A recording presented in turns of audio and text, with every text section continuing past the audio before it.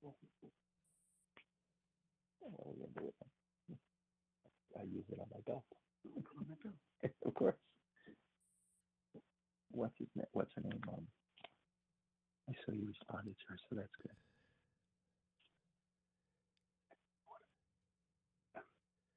Well, I will, but it just not as fast as you.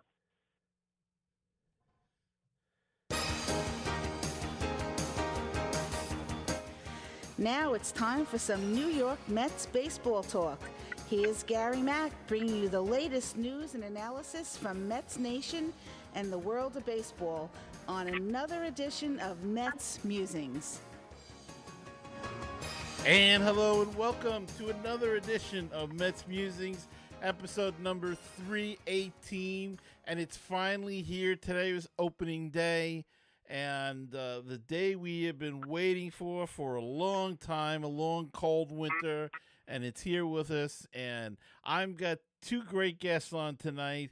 The boys are back in town. Len and Jeff from the Baseball BBQ are joining me tonight. We're going to talk all about the opening day festivities and everything that happened today.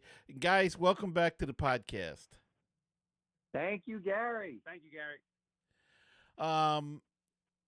It is a happy note, but unfortunately we have to start tonight's show on a sad note, and that is the news came down this morning of the passing of Mets icon, former player, former bon vivant, world traveler, chef, wine expert, philanthropist, Rusty Staub passed away this morning at the age of 73. And guys, your thoughts on that? Obviously it was a sad day.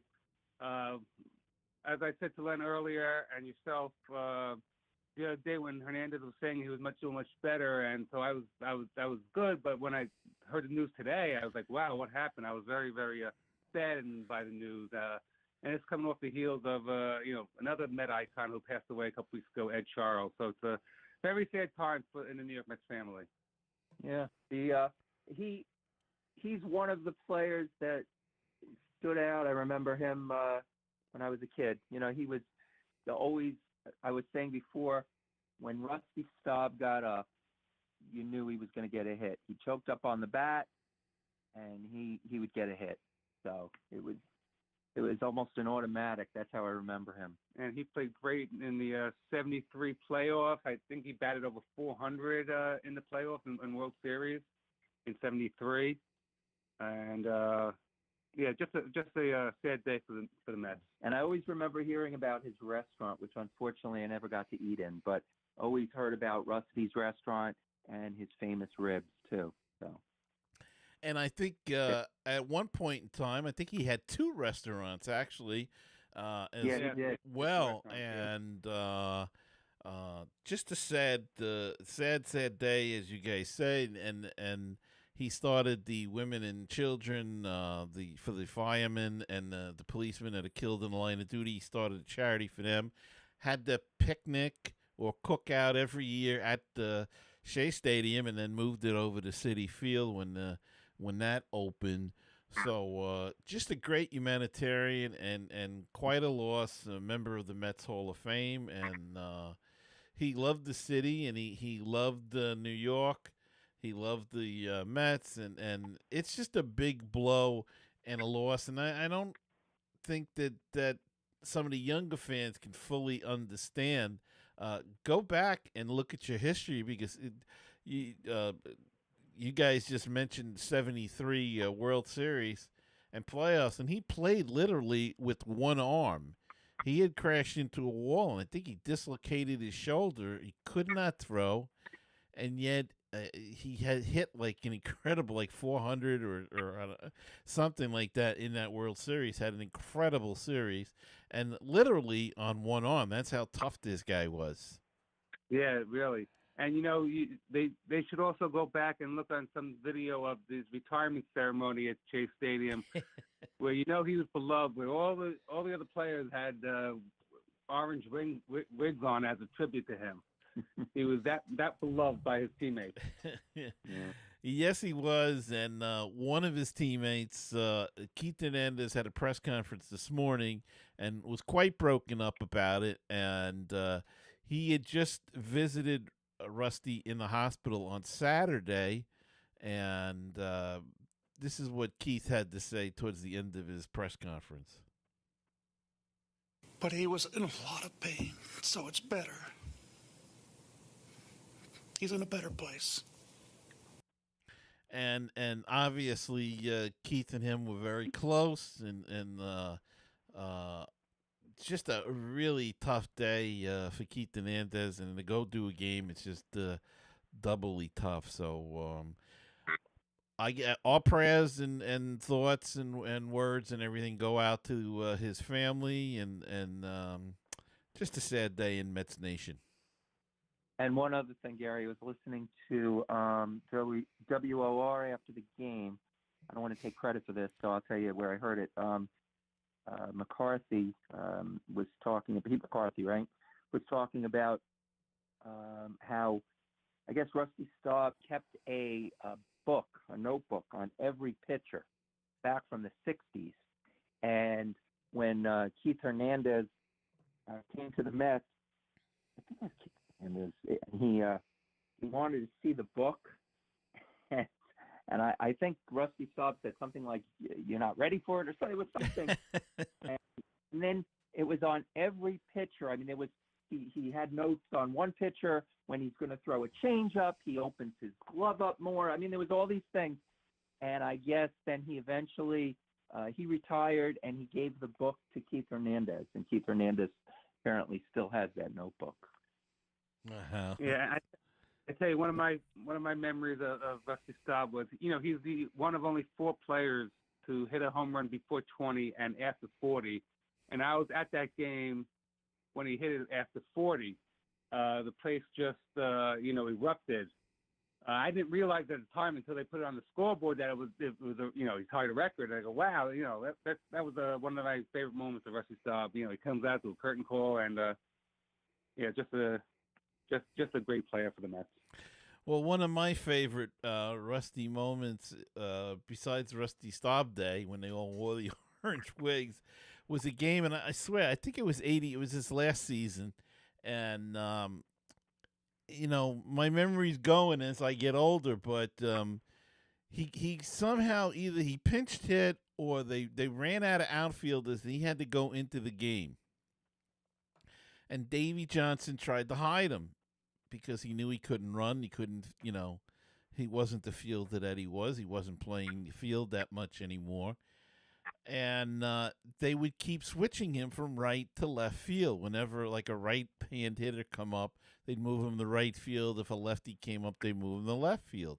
Well, wouldn't you know it, his fate would have it. I don't know if it was the last out of the game, but it was a big out in the game. And the Mets were fighting for a pennant then that year.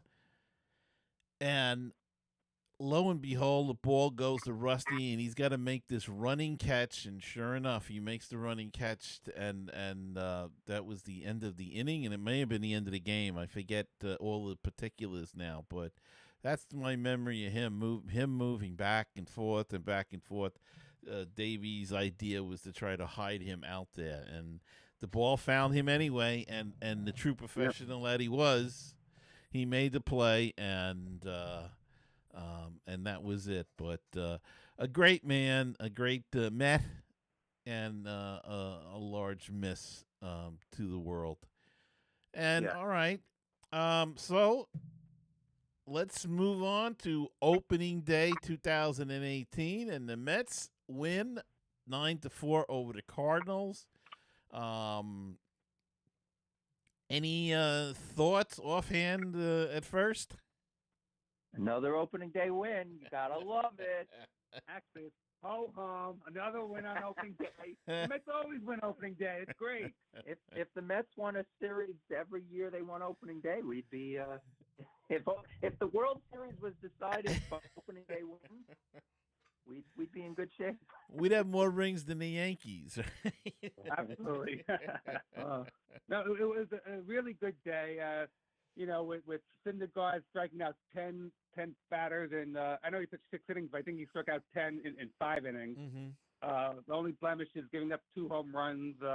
But you know what? When you go throw 100 miles an hour, if someone connects, the ball's going to go far. I want to know is who's number 65 and what they do with Gazelman. That's got the side. Gazelman was awesome in his 1 inning of relief. He really came in and looked really sharp and good. The new guy, Swarzak, he looked good. Uh-huh. He looked good in the 8th. Familia looked okay. Syndergaard, I'll tell you what, it was a weird kind of a day in a way that he dominated them, and yet they got they scored 4 runs off of him. So it was kind of, and he struck out 10. So it was kind of weird because at points they couldn't even touch him. It was domination, and then they still managed to get those 2 home runs and drive in another run, but. You give them credit. They're a Major League Ball club, and they got some good hitters, and that Yadier Molina is a thorn in our side. But absolutely. The Mets came up big time, and boy, I'll tell you, I like their new leadoff hitter, Brandon Nimmo. I've been saying this for the last 2 years. This kid is good. He finds a way to get on. I think he was on 3 out of 4 or 4 out of 5 at bats. He was on base today. Couple of walks, I think. He got hit by a pitch. He got a base hit. 2 hits, 2 hits, a walk, Yep. Hit by pitch. He was on base 4 times. Yep. Today, pitcher 8th was worked. It really worked. It worked. Rosario had 2 hits today and 2 RBI. Plawecki with a couple of hits, and I really like him catching. The only thing I question is I don't know why Cabrera is batting 4th. I guess I'm an old school guy, expect the the power hitter, the cleanup guy to be the big hitter there, but I don't understand why Cabrera is batting 4th. Well, but not the next. So I asked that question myself. I would have rather seen Frazier there and put Cabrera 6th. It would have worked that way too, I guess, unless they didn't want 2 lefties in a row batting. But you had them anyway. Cabrera's a switch hitter, so you're gonna. It doesn't really matter because you had Bruce and then Cabrera hitting, so you had 2 lefties right there. But I don't know why they did that, but. I'd rather see Cabrera hit a little further down in the lineup, I think. And Adrian Gonzalez had a good day, 2 hits. And 2 hits. If he hits, he could be a good find. Yeah. Yeah. Well, it's first day, right? So of course today, everyone, how it is in New York. We go game to game. So today was great. So today we're all. They're going to the series. This is it. We're going to win it all. We're all Jeff from Long Island, Leonard from Long Island. We're, Gary from Long Island, calling the stations. And this is it. All the pessimism of the off season is gone. It's a great day. So it's nothing negative. Well, we know it's a long, long season, and they're going to have some bad games. But I think it was important because of the new manager and the new regime and the new training methods and everything. And, the question was, will this team hit enough? And today, at least, they were able to score 9 runs without a single home run either, which is that's the way I like to do it sometimes. I love the home run, but if you can keep knocking in those guys and keep them moving, that's great. That is absolutely great. And just looking at the stats, I see the team hit with runners in scoring position. They were 5 out of 15, which is 333, which I'll take every day of the week. And this last year they were terrible with runners in scoring position. So 5 out of 15, we'll take it. Yeah, especially for the Mets. Sorry, Gary, go. No, especially for the Mets. They're notorious for not getting in those runners. Exactly. Gary, I know that's the new thing, batting. Your Best player second. It's Cespedes second.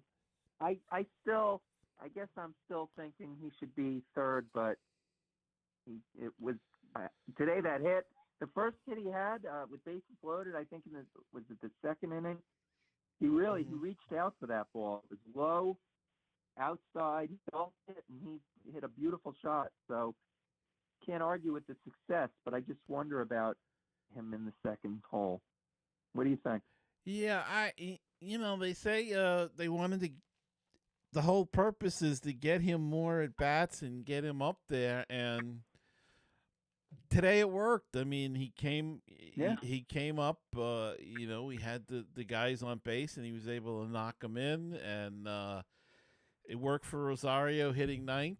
Yeah, I don't know. I guess we're traditionalists, I guess, and we don't think it should go that way. But at this point, I'll go for anything that works and gets them a winning record.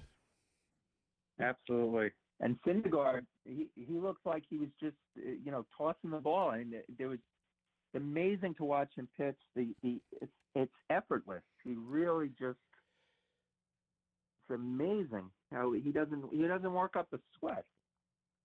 And I think that's all part of the interesting thing about, you were saying before about how we go game to game, but I think that's all part of this season and this game, and why this game was a bit on the important side, as I said, to get off a good start for the new manager, but also, he's coming back from that muscle tear last year, and he did pitch last season, but he does look very effortless, and Mickey Callaway even made that statement in his post-game press conference, and he was just looked like he was throwing the ball, and if he can get Harvey throwing like that and getting strikes and mats, and this team could go somewhere.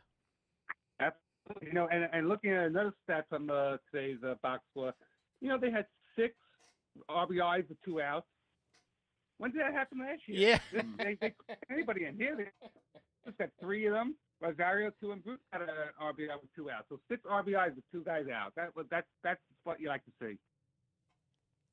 Yeah, without a doubt. That's everything seemed to click today, and like you said, we'll see what happens the next game. But we got to be happy with it and take it for what it was, and hopefully they keep on this track and keep going well. It'll be interesting to see as we get into the dog days, of course, but I think the depth is a little bit better this year than it was even last year, and I think that's going to play a big part. I was thinking about that during the game. If Cabrera doesn't, because he got off to a slow start today, and I didn't think he looked good at all, but I thought if he doesn't hit, where do they go? And I mean, the options that they have are okay. They're not awful. Better than they had in the past. I mean, they've got Jose Reyes they could put in. They've got Phillip Evans who played a little bit. They have Cicchini. I mean, what do you guys think about that? Yeah, they definitely have a better support than they've had. When Conforto comes back, you're going to have to try, Nimmo's probably not going to play as much, and you're going to have to try and find at bats for him. So there's definitely more depth than they've had. Right. Like you say, Flores can fill in. Reyes can take a little at second base as well. Yeah. Cicchini, and even Del More. He's a defensive whiz.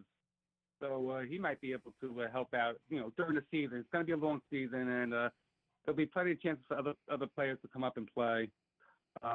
Hopefully, the base of the team, the core of the team stays healthy. But there's always going to be, they can use the 10-day DL to their advantage as well. Give somebody the rest, bring someone in. Now, at the end of spring training, of course, they made some moves that I wouldn't say controversial, but one in particular was a little bit not that I disagree with it the way he pitched, but Zach Wheeler being optioned out to Las Vegas. What are you guys' thoughts on that?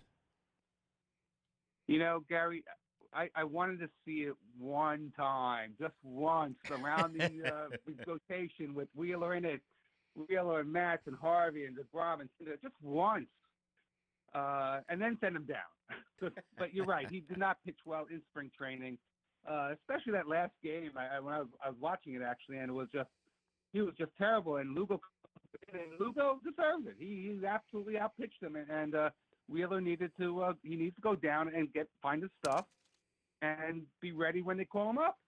He's got to work on it. Yeah, no, when Vargas comes back too, because he'll be back probably in a couple of weeks, right? Mm-hmm.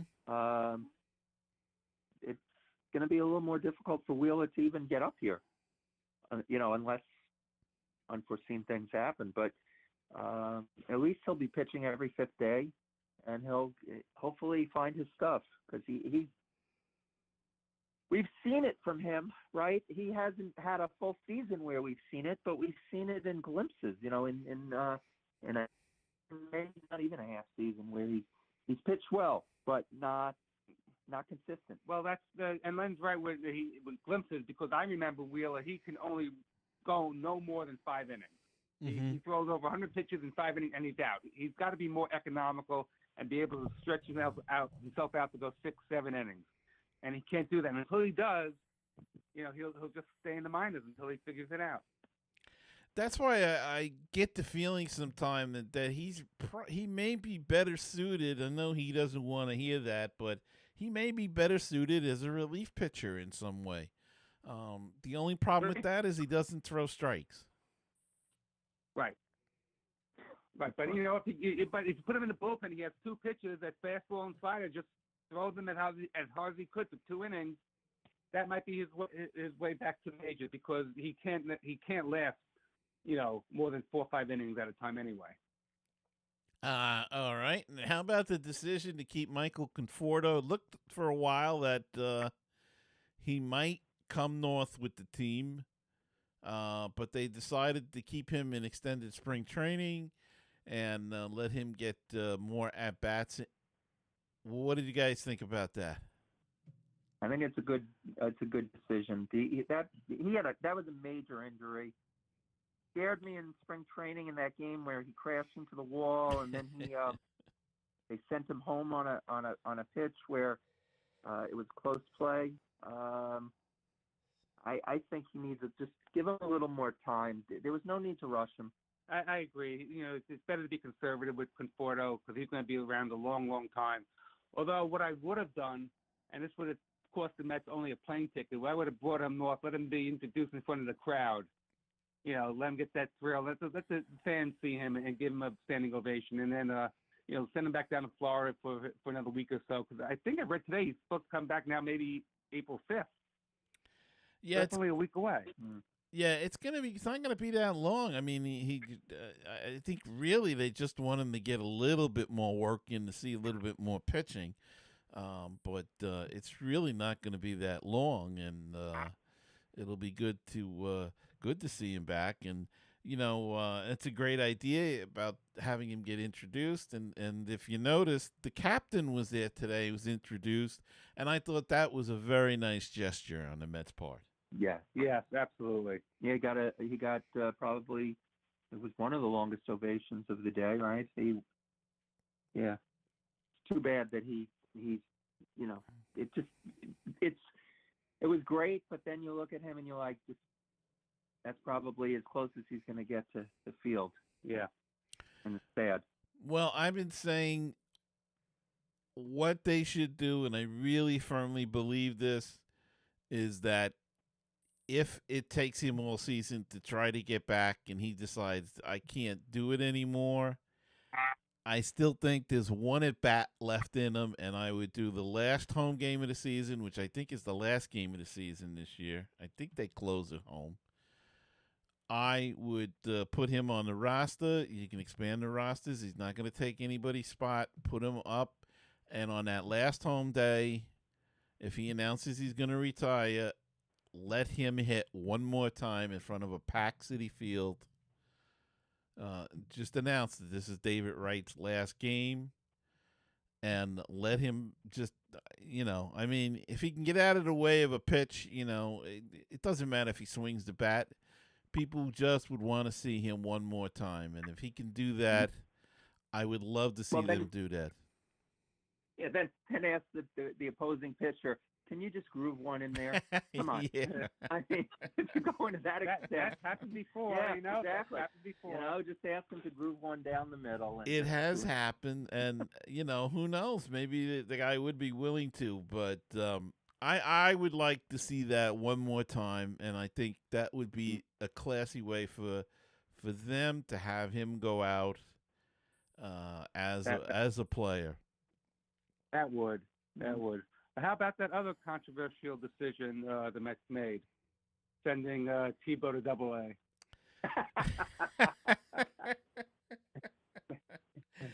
Well, he drew a lot of crowds. He definitely puts people in the seats, and I know they were hoping in Brooklyn that he was going to come there to put people in the seats, and he spent a little bit of time, but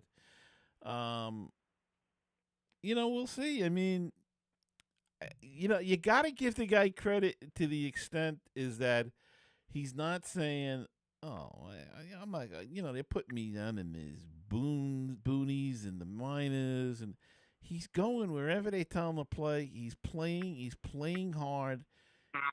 You got to give him credit for that. Oh yeah, I just hope that they're doing it for the right reasons and they're not taking a spot away from a developing player. That's the and if he's that good, I'm all for it. God bless him.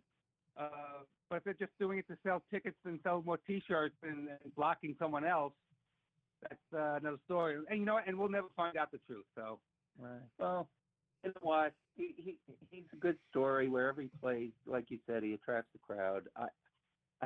That would be funny. The last game of the season, give him an at bat too. But you never know. He's a good soldier, and I know this is crazy, but it wouldn't shock me. It really wouldn't shock me if he somehow is able to one day play in the majors. I know that's crazy talk, but I somehow think that somehow he might make it. But, I don't think it's that crazy. I think you're right. I think that they're giving him every opportunity to try to make it, and I think this will really be the turning point, though. We'll really get to see in Double-A, because they say this is where they weed out a lot of guys. They find the guys that can really hit, because now you're getting guys of somewhat different ages coming in, and he's older than most of these guys, but you're getting guys that are going down and guys coming up. So you may find some ex-major leaguers at Double-A ball, and it'll be interesting to see how he performs. Yeah, he's going to be facing better pitching because the better competition as he moves up, and wish him well. Maybe one day he plays for the Long Island Ducks. Maybe. And he can join Jordani Valdesmean. Yeah. I think he'd have a rough time playing for the New Britain Bees, though, with Wally Backman there. So. Oh yeah.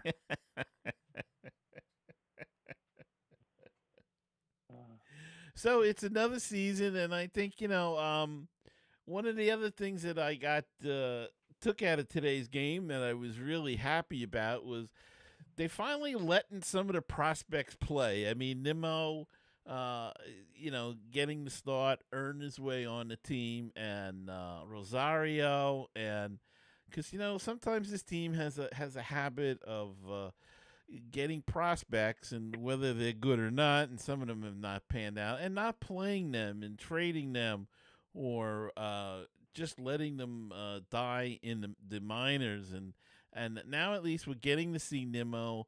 We're getting to see Rosario. Well, Rosario was hastened to be here anyway. But what about that? Do you think they should play more of their prospects? Would you like to see Guillorme play more in the majors or Evans? What's your thoughts on that? Well, you know what? I was thinking about this earlier with Rosario because he right now he's at the bottom of the lineup. He's a free swinger, and it kind of reminded me of Jose Reyes when he first came up. He wasn't very disciplined at the plate, and it took him a while. And when Jose was in his prime, won a batting championship. He was making stuff, he was beating on the bases. So Rosario reminds me a lot about Jose Reyes. Just give him time to let him. He's gonna do a lot of. He's not gonna walk a lot this season. But once he develops, I think he's going to be really good and be, at top of the lineup. I love Nimmo. Nimmo, just not only the way he plays hard all the time. He runs the first base. He has a great attitude. I just would like to see him play, every day. And I know that's not going to happen when Conforto comes back, but they got to find a spot to get him in the lineup a lot. Giving Bruce a day off here and there, and Cespedes as well, because Nimmo. I really love Nimmo. He is a really good guy. Gary, I think there's a good balance on the team right now. It's not like there's somebody on the team who is at the end of his career. I'm trying to think of if there's anybody on there. It's basically everybody's in their prime, and you've got the young guys with the veterans. I think right now it's a good mix. If injuries happen or slumps occur, then maybe you give the other young guys chances, or you give them they'll have backup roles. Right now, it's the way this team is. It's good. Right, and I think with Cabrera, I mean, he's not an old player. I mean, he looks like he's been around a long time, but he's I think 31 or 32. But he's been around a while, and I can see toward the end of the season, if he's not having, and it's his last year in his contract, I can see them maybe cutting ways if he's not doing well and bringing up a Gilmore or a Cicchini to take that spot. But right now they're paying him too much money, so he's going to play every day. And you also have Dom Smith, who didn't have any kind of spring. He was late for the one game, so he sat. Next game he got hurt. And basically, I think, right? And I think that was it. So he's going to be, he's going to have a season in AAA. Maybe he'll come up sometime. I don't think he's done. So we'll see him again. So we're going to see these young guys in there. But right now, it's good the way they are. And it is interesting that how fate can play a hand. Dom Smith gets hurt, and we don't see him at all, and they were all talking about him fighting for the spot and everything, and got to be a little bit disappointing for him going back to AAA. But hey, it's Vegas. It's not so bad. It could be Syracuse. That's right. And next year it will be Syracuse. Next year it will be Syracuse. So you want to get off the team by then, but that'll be good travel wise, at least for the Mets, and they'll get used to playing in some cold weather in April at least. Yeah, well, March. I mean, right now. Yeah, that's true. All right, now you guys have been doing some good work over there. Some great shows you've been putting out. Tell us a little bit about some of the guests you had, some of the guests you're trying to get, and where the good folks can get the show. All right. Well, we have interviewed Bob Kendrick, the president of the Negro Leagues Museum. That was a fantastic interview. That guy, he can tell a story, and just you could hear the enthusiasm. Yeah, the enthusiasm and his love of the game, and he's such a great representative of that museum. And it's amazing so we did the interview with him. We also interviewed somebody Pit Barrel Cookers called the name Noah Glanville. But one thing I just want to say about Bob Kendrick. So you see that he was asked by Buck Showalter to speak to the Orioles during spring training, and you think, wait a second, that's the same guy that we interviewed. Right. And then there's an article a couple of days ago in the New York Times. They were talking about duos in the center of a lineup, and they were talking about Giancarlo Stanton and Judge, and then they were talking about two guys who hit in the middle of the lineup, Josh Gibson and Buck Leonard, and how they never got their due. And they interviewed, they had Bob Kendrick with some quotes. And again, you're like, wait, this is the same guy that we interviewed. So that's right. Amazing. Then we interviewed Noah Glanville. He is the president of Pit Barrel Cookers, and a U.S. veteran who started this company. Right. And so that's, for those who are into barbecue, those are called the ugly drum smokers. And it's basically, it looks like an oil drum, and the meat hangs in there, and it's incredible the way it tastes. And that's Pit Barrel Cookers. We also interviewed someone from Society for American Baseball Research, SABR, a man by the name of Joe Wancho. He writes a lot of those biographies that you see on the SABR page. Very interesting biography that's there. He's not a sabermetrician, if you know what I mean. We tried to talk about the sabermetrics and how it's coming into the game, where but he's not into all that. He's into more the history, which is what we like about it. Right. But it's funny, we had all these questions prepared to ask him all about the analytics of baseball, and the first thing he says to us is, "Oh, I'm not an analytics guy." And we basically said, "Okay, we throw all these out." Well, we do plan on going in a week or so to a barbecue competition on Staten Island. Yeah, weather permitting. There is so Gary, it's the KCBS, it's the Kansas City Barbecue Society, and they have all these barbecue competitions all over the country. The one that they have in this area, the most local one, is on Staten Island, and it's next Saturday. So weather permitting, we're going to go there and do a remote. We've never done that before, so we'll see how that works.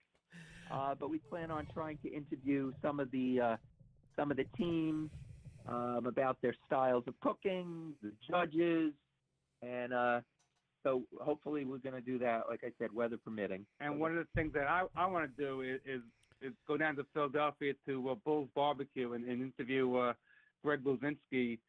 They're for combining both baseball and barbecue, and in the same, I guess in the same segment, because he runs the barbecue, a big concession. I don't know if you've been to Philadelphia, but they have a large concession of for barbecue.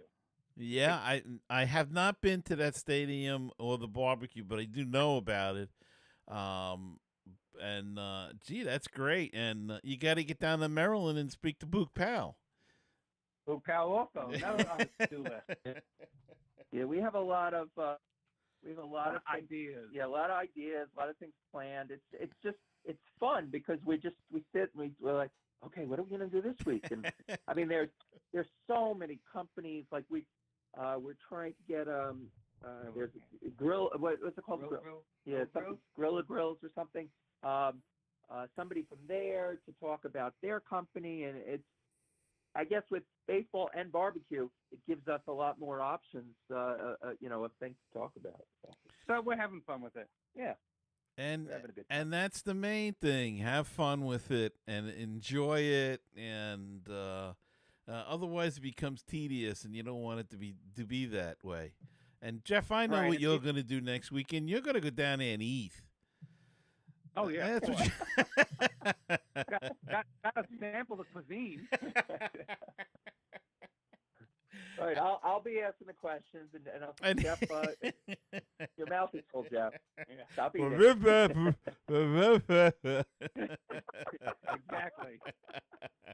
Exactly.